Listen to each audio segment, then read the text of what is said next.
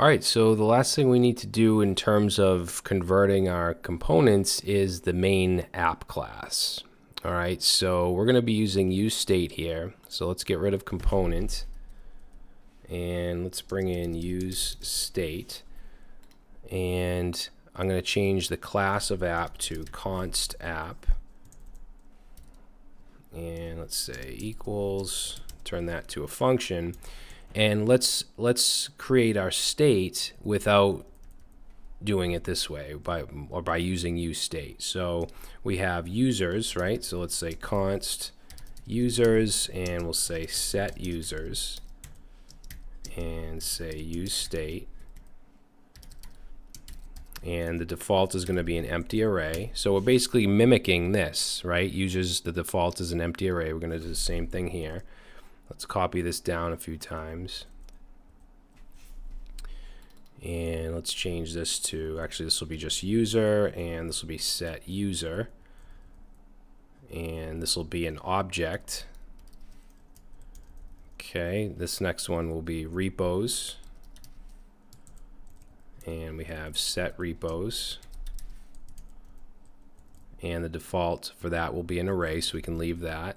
Next we have loading, so we'll do set loading,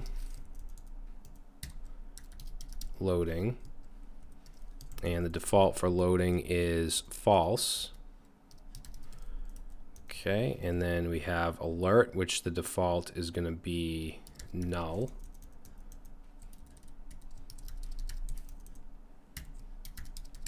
All right, so basically this is just the same thing as doing this, except within a functional component with useState. So let's get rid of that. Now we have some editing to do with this other stuff. So let's just start from the top down. So search users, instead of doing this dot set state, we can, in changing loading to true, we can simply call set loading and pass in true.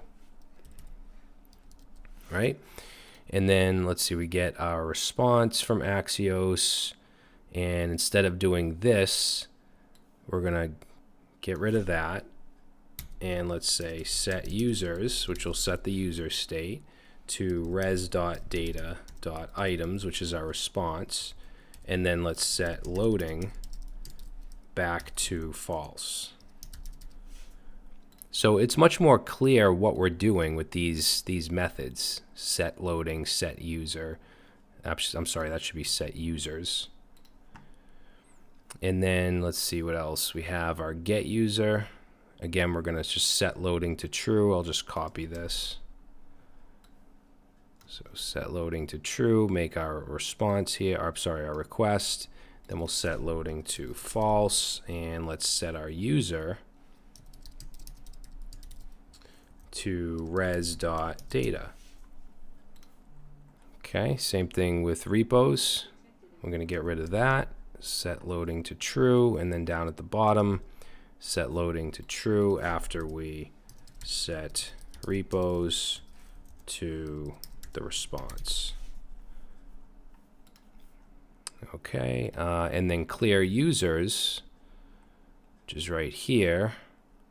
Let's just do we don't even need to set loading to false. We shouldn't have to, but I'm going to do it anyway. So I'm just going to, let's copy. Oops, I'm sorry. This should be false. Yeah. All right. So we'll grab that. And we just want to set users. We're clearing it out. So we'll set users to an empty array and set loading to false.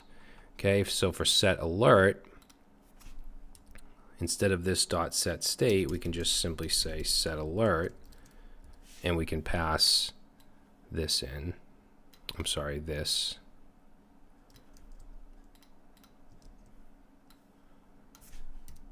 Like that, and then we'll do the set timeout, and then again we'll set the alert to just null. So we can say set alert and just pass in null.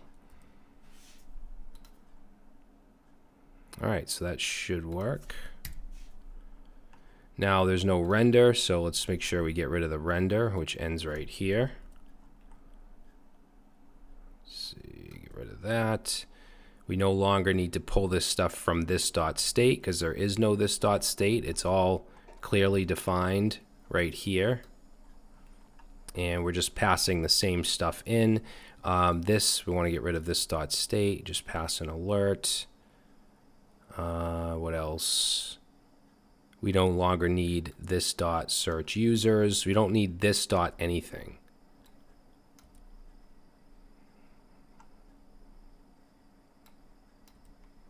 What we do need to do, though, is add consts to these methods here.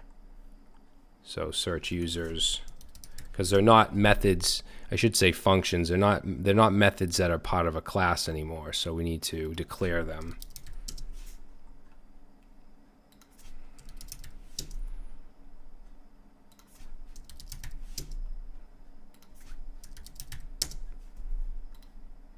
Okay.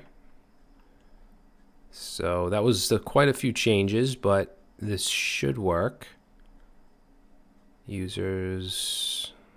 All right, let's save it. What do we got here?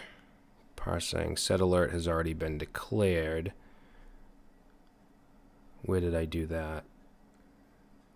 Oh, you know what? I called this the same that I called this, so I can't do that. So instead of set alert, let's call it, what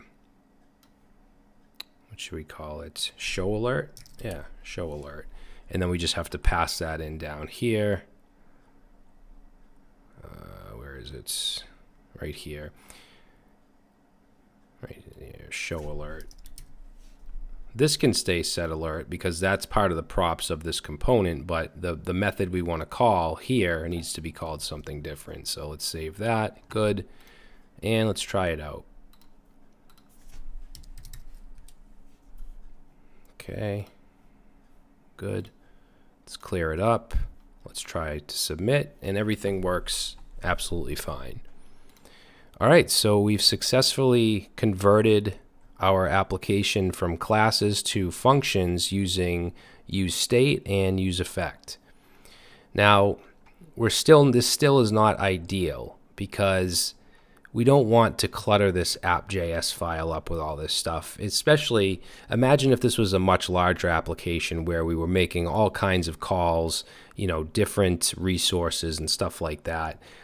This is not the ideal way to build a large application with React. For a small app, even for this app, this would be okay, but it's important to know how to use something else like the context API to be able to manage your app level state better and create actions that aren't right in your app.js file. So we're going to start to look at that next.